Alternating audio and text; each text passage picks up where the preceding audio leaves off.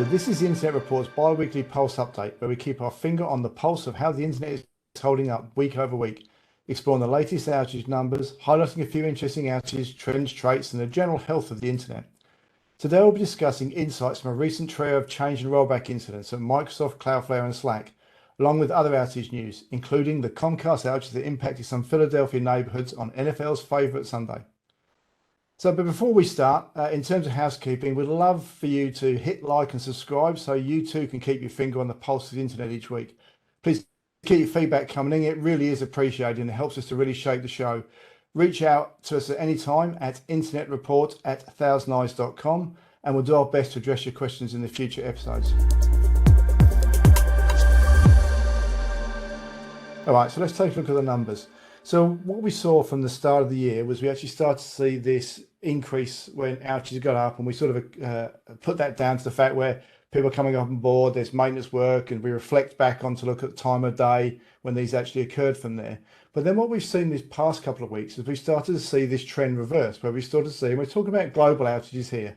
So we saw initially a drop from 373 to 331, which is an 11% decrease when compared to January 23rd to 29. And then this downward trend continues, with these global outages dropping again from 331 to 301, which is a 9% decrease compared to that previous week. When we look at those numbers from a domestic perspective, from US numbers, we initially see them rising in this case. So they're going up from 102 to 117, which is a 15% increase. And then when the following week, then we actually come into this trend where it should drop, where we drop from 117 to 73, which is a 38% decrease compared to the previous week that we got from there. Now, what makes this interesting, or what we want to discuss here really, is that what this then meant when we saw this increase coming up from there. So the US numbers rose that first stage, but the global numbers were decreasing, as it were, compared to the previous week. What this meant was that, combine this fortnight together, we saw that US-centric outages accounted for 30% of all observed outages, which is larger than we observed between January 16th, 22nd and January 23rd, 29. Where it only accounted for 26% of the observed outages. So what can we actually make of that?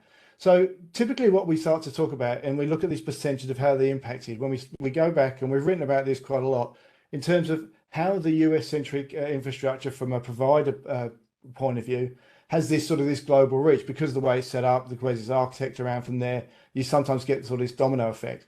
But interestingly enough, when we saw that increase coming in there from the US outages, it didn't necessarily have the impact on the global numbers. And what I mean by that is that they now accounted for more of the outages. So we saw that rise from 26% of the outages to 30% of the outages being referred to by US-centric one from there. And what this means, or what we can kind of take from that, is that when we'd normally see this going, this was an outage occur in the US, like I said, this domino effect, we start to go from there, the infrastructure is structured. If we're talking about sort of maintenance or even some sort of outage occurs from there, just because of the interconnections from there. The interesting part was that the first week of February that we observed there, we saw this increase in domestic numbers, but it didn't have a dramatic impact specifically on the global numbers. Now, what we can actually take from there is that the outages were more controlled. So they're more localized around from that area there. So the blast radius, as it were, was kind of smaller and sort of more controlled. It'll be interesting to see how this goes as we start to develop this over the year. Typically, when I actually look back and I sort of average out over the year, I'm looking around sort of 40% of, or historically, I'm looking around 40% of US-centric outages relative to the global outages there. So again, it sort of tracks low at the start of the year and comes up from there. So we'd like to see sort of how that goes as we go forward from there. Okay, so there's probably enough time on the numbers for this episode. As I said, left to my own device, I probably talked about it the whole episode there. But as we've got quite a lot of outages to discuss this week, I think it's about time we take a look under the hood.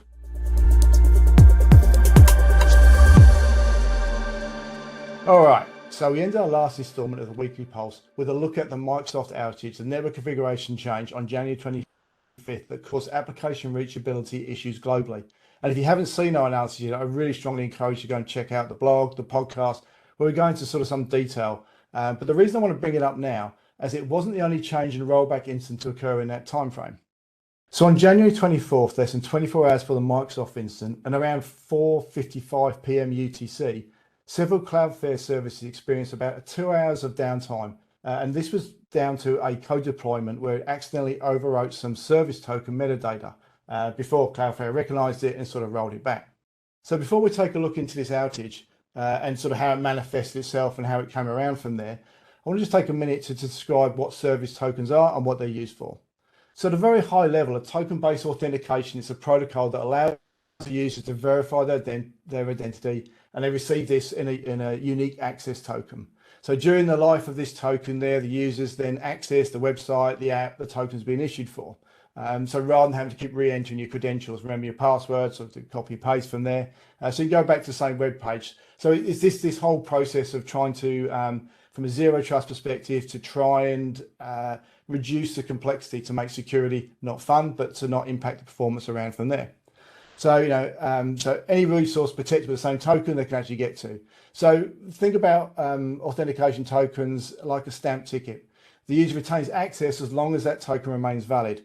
But once the user logs out, quits an app, the token is invalidated. So, at that point, then they need to re-authenticate themselves around from there.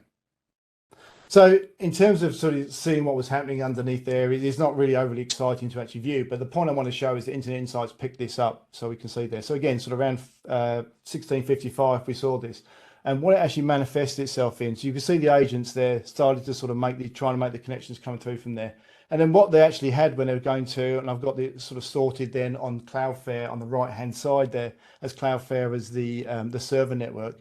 And so what it actually sort of came in from there is they were showing themselves as server timeouts. So it's also service unavailables and service timeouts are there, meaning we actually couldn't get through and make connections coming on onto that system. So that's how it come down. It's an important point I want to sort of say there and show that is because, we talk about the service delivery chain a lot. And we talk about this concept of all the dependencies, everything coming into play. If I actually fail at that first step, trying to authenticate myself on, or I'm trying to validate my service token as I actually go into there, this is where I'm actually going to start to see the system break down. I'm not going to get access to it. So irrespective of any network or performance issue across in there, I just actually can't get onto the system itself. Okay, so what actually happened here? Now, Cloudflare to be congratulated here because they issued a really nice detailed post-incident blog, and we'll put the link to that in the show notes there. So what they actually start to talk about in there is this this change where it sort of overwrote the token metadata. So we talked about the service tokens being this stamped ticket, so I can actually sort of get back in and out from there. When they actually overwrote it, they actually had this problem there where they then couldn't reconnect. This couldn't be used, so effectively the token was invalidated across from there. So as they had to get back from there, they actually had to manually restore the tokens, had to restore the data that came across from there. Now I said up front there was two services or two areas that were impacted from there. So effectively the tokens being used for Cloudflare services, they're able to manually restore those. But the ones that were actually from an external system or connecting from an external system, so they were using Cloudflare for their service token authority around from there, they actually had to restore that from backup, so they had to roll it back. Because I said they actually recognized what was going on, they did the change and they backed it out. Just this restoration process was the problem that took them 2 hours, but they identified very quickly what had happened. So that visibility came across from there. And again, the point I want to reiterate about this is that we talk about that service delivery chain. Okay, so that's really interesting. And the thing I said about this, we talk about this service delivery chain coming from there so that every part of that chain is required to perform seamlessly, so you have this optimal digital experience around from there. So in this case, we had this situation, one where I'm accessing the service itself, but also I'm using that token for a third-party system or application data between a external data center and a cloud service or cloud provider around from there. I'm actually sort of failing at that first stage, so I actually couldn't get into there. So therefore, I'm going to be impacted around from there. So moving on from there, let's take a look at another configuration misstep. This time is Slack. We talk about this trio, so they were in no particular order. It was just the sort of the way that that sort of came out from there. But on January 25th, around 3:20 or between, I should say, 3:20 p.m. and 3:46, which would have been around 7:20 a.m. Pacific. So what it turned out to be that Slack were sort of unable to load messages and threads. This was reported sort of globally from there. Some people couldn't preview files. You couldn't send messages. Relatively short period of time. 26 minutes, but it did have these global impacts. But there may have been users could have been alerted to the fact the issues because they were sent email notifications about the presence of new messages, but they hadn't shown up in the application itself. Now, Slack actually sort of identified the issue, and they traced it to a configuration change that they said impacted usability. But they said it was an internal change, and as soon as, again, they identified it, they started reverting it immediately. They rolled it back.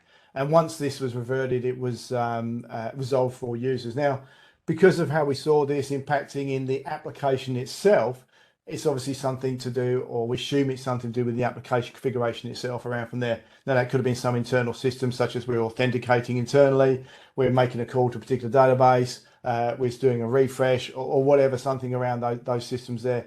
But from a back end perspective around from there. So network connectivity at the time was all good, and everything can actually get to there. So if I'm looking essentially at it from a network perspective, there's nothing to see here. We sort of can move on from there. But again, because my application is starting to do that, and if I actually need to see something very specific within the application to actually see that, because again, it parts of the application itself that weren't functioning. So I could load the screen, and I can actually even work around, as I said, by just resetting or refreshing my Slack instance on my desktop there, so I can actually get the stuff coming back from there. So for all intents and purposes, it's actually working. So you wouldn't necessarily have seen some sort of alert coming out from there. But if you had a specific test running to actually go through that process to do something from there, then again, that would have come back with some sort of status code or excessive wait time that you'd have actually been able to sort of track and see that down from there.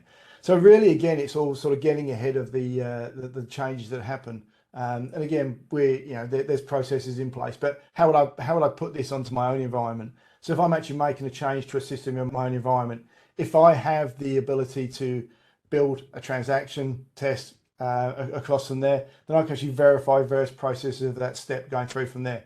Now, if I can actually sort of tie that into specifically when I press a go on my configuration change, because remember, we're dealing in an agile world here, everybody's sort of making changes across the time. I can have instant recognition that this is sort of failed because I'm testing that functionality that I've effectively just changed.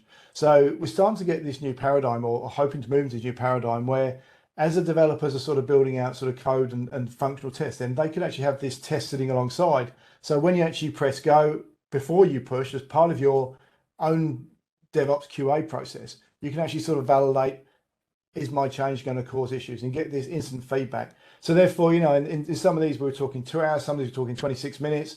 There's always that lag. And that's not to say that when you actually make a change, you can't roll it, the effects rolling back. So we saw with the Microsoft one, for example, where they identified that the change, and they tried to roll it back from there, or they did revert the change back from there. Because of the nature of the issue, it meant they effectively had to go through the whole process again, which meant we had this elongated duration of impact. Then continuing on that, on February the 7th, Microsoft experienced a second significant outage in that 2 weeks period, being that on January 25th, which we've actually sort of documented and got into there. We have also done a podcast, the InternetReport podcast, on this outage from there. So I just want to sort of take you through the process. But if you've looked at that before the January 25th outage, you're looking at this, you'd be very, you'd be forgiven for thinking I'm looking at the same outage there, because of the pattern looked very similar. But these were two completely different outages that occurred from there. This wasn't a repeat process that went on from there. So starting around sort of 3:55 on the 7th, this is where we start to see it. Now, interestingly enough, I want to sort of highlight there, it was a global impact around from there. So we can see the issue starting to across there, and we're impacting sort of 100 servers at that moment in time, observing 100 servers having impact. The other thing to be mindful of here is we're actually looking specifically at a series of Outlook services. So Microsoft Office 365, Microsoft Online, and those ones around from there.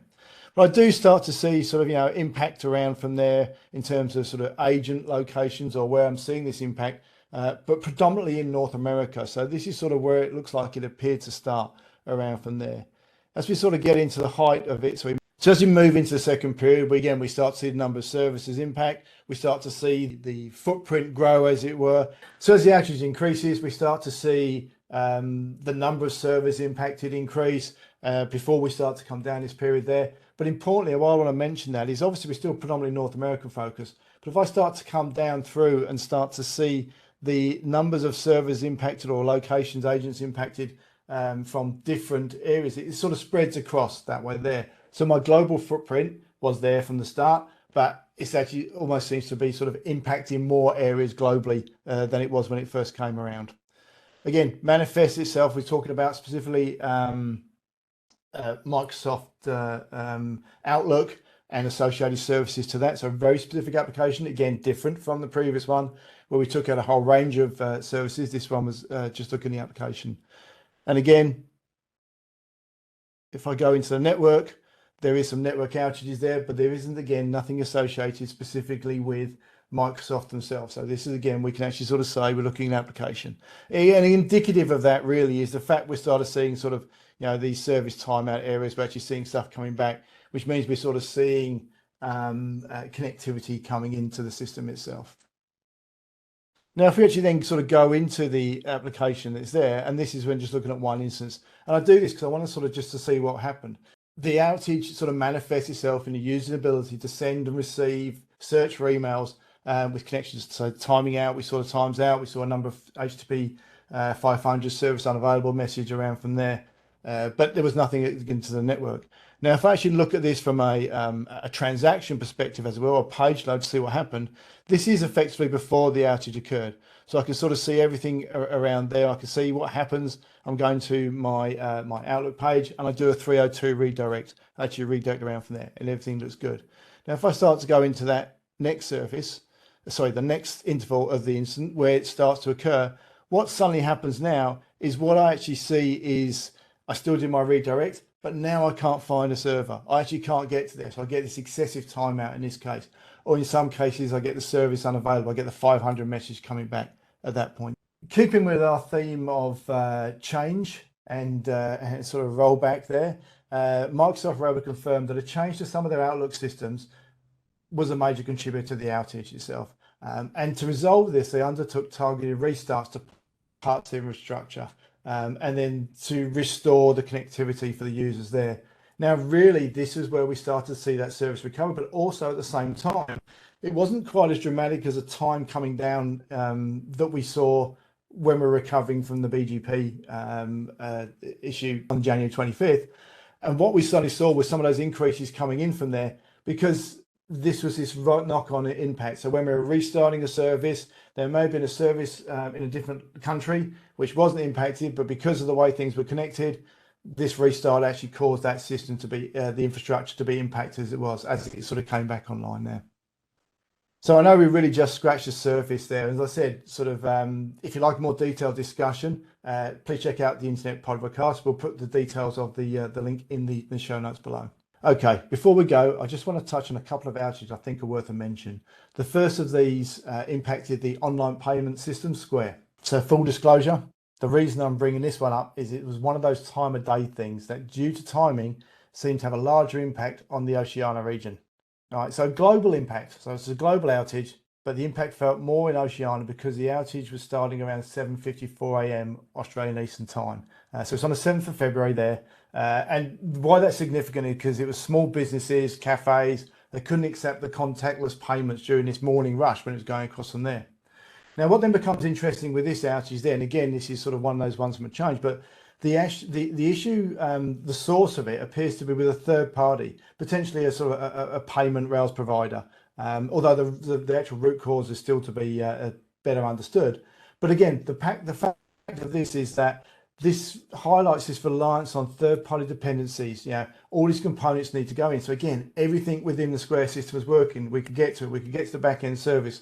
We could authenticate everything around from there. But this third-party sort of plugin or third-party application around from there was sort of had an issue on it or some issue across from there. Again, which then caused the whole system to become non-functioning. So we actually couldn't complete the transaction, even though technically it was up and available. We actually couldn't go through and complete it. So the moral of that story is the chain is only as strong as its weakest link. And what you want to be able to do is to be able to have visualization and visibility across the entire service delivery chain. Now, that might not necessarily mean that you have to be able to specifically identify or instrument every part of that. But if I can understand that, all right, there's a call being made from there, I might want to have a separate test that actually does that functionality from there or test that from there if I don't want to build something out that looks from a function perspective.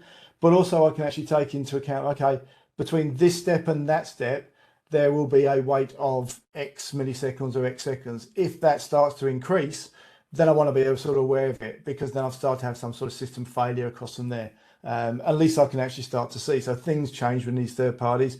And as long as I can get visualization around from it, and we've talked about this on a number of occasions, is that one of the main things I want to do is to identify who the responsible party is. As long as I know there's an issue there, and I know what I can do, I can sort of start to take steps to work around this situation as it occurs.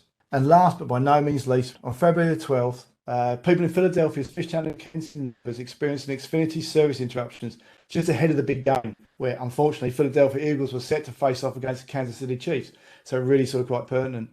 Comcast reported that they were able to restore the cable access for a majority of the customers before it kicked off, but there was some still impacted around from there. Comcast has since attributed to vandalism, noting that a fibre optic cable was severed in the Kensington section. So obviously it came back some aggravating point. And we've talked about sabotage before, and the fact then that it sort of impacts these local areas themselves. So, it's quite localized. We had the cable cut in Marseille that sort of impacted access to some data centers that lost their connectivity coming in effectively to the world around from that area there. So this sort of happens, it comes from there. There's a couple of things around from this. So it impacts that last mile typically, but there's different ways to restore the service. So if you think about here, and I'm going to again show my Australian bias there, and I'm sure this happens around everywhere else, is that you can have alternate systems. So if I actually lose my wet string dries out that connects me to the internet, then I actually might connect into, it automatically rolls over. If the signal's too weak, it rolls over to a 5G service on the mobile. So it actually maintains that connectivity coming across from there. So the point of this is that, yes, obviously this was significant because of the timing and the location that had occurred from there. The impact itself, I'm going to be really horrible and say it was actually small impact around from there. But to those particular people, it was really really impactful and a huge deal trying to get back on from there. But what it highlights, and why I've actually sort of brought it up around there, is that again, it's this ability to have sort of these multiple ways of getting around there. If I understand what's happening from there, I can actually mitigate around it. I've talked about the ability to automatically cut over to a 4 or 5G cell system so that I can actually maintain that connectivity. It may be that I have diverse routes coming out, so I'm actually using completely different carriers. Now, again, if I'm talking about last mile, maybe this situation where even though I've actually sort of paid for this diverse routing around from there, I'm actually in the same pit and pipe structure. So you actually have to think and understand where I'm going through, who my peer relationships coming from there. The point is, what I actually want to do is have the visibility of that, so that if I know this is where the fault lies, right, okay, I can kick it over. I said in my case, automatically come over and maintain connectivity. And now I'm no longer going over my fixed wireless. I'm now going over a 5G service around from there to actually do that once the main cable signal is lost. So that's our show. Don't forget to like, subscribe and follow us on Twitter. As always, if you have questions, feedback, whether it be good, bad or ugly, or guests you'd like to see featured on the show, send us a note at InternetReport@ThousandEyes.com. So until next time, goodbye.